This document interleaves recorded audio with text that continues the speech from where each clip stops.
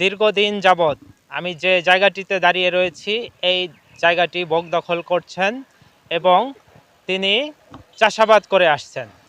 বেশ কিছুদিন হলো তিনি মারা যাওয়ার পর তার ছেলে সন্তানেরা এই জায়গার দখলে থাকেন, কিন্তু আজ এই জায়গাটিতে পিয়ার হোসেন এবং জাহাঙ্গীর মৃধা গং তারা এই জায়গাটি দখল করার জন্য চরাঞ্চলের বিভিন্ন লোকজন নিয়ে এসে এই জায়গাটিতে দখল করার চেষ্টা করে এবং এই জায়গাটির চারদিকে তারা পিলার স্থাপন করে গিয়েছে, মারধর করেছে, ভেঙে এবং ফসলগুলো কেটে তছনছ করে গেছে বলে আমরা যেমনটি তাদের কাছে জানতে পেরেছি।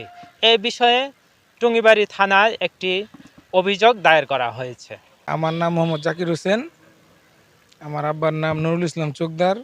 এই বাড়ি আমার আব্বাই কিনছে স্বাধীনের আগে। তা আমরা ভোগ দখলে আছি।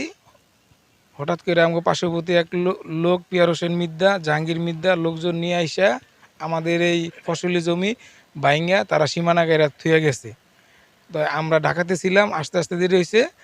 আমরা থানায় একটা অভিযোগ করছি ওসি সাহেবের কাছে। অভিযোগের ভিত্তিতে এইভাবে আছে। এখন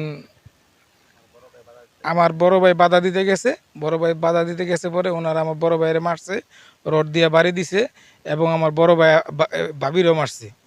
এই সম্পত্তিটা আপনারা কিভাবে মালিক হয়েছে? এই সম্পত্তিটা এটা হলো আব্বা কিনে থুয়ে গেছে, উত্তরসূরি হিসাবে আমরা মালিক। কতটুকু জায়গা? জায়গা আছে অনেক, 150% উপরে জায়গা আছে।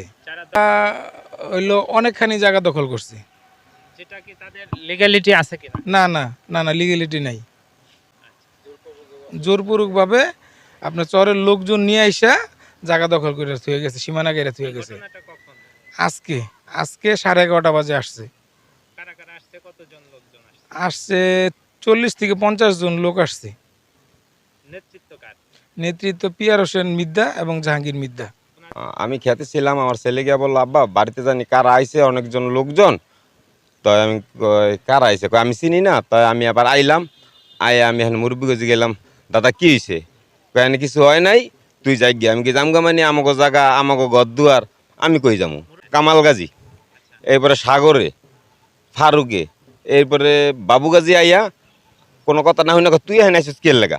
তো কোনো কাগজপত্র আসেনি, কোনো কিছু আসেনি। তো গিয়ে এইবারই নি আমার মায়ের শুরু করলো। বাবু একটা ধাক্কা দিয়ে এবার ঘুষি শুরু করলো। 5-10 রটলে আমার বাড়ি শুরু করে দিল। এর ভিতরে আবার 2-3 জনে আমার ধরে রাখলো। ধরার পরে ওরা 2-3 জনে দিল। দেওয়ার পরে যেমন জায়গা দুরা সুইটটা আমি দৌড়ে মনে করেন যেন বাড়িতে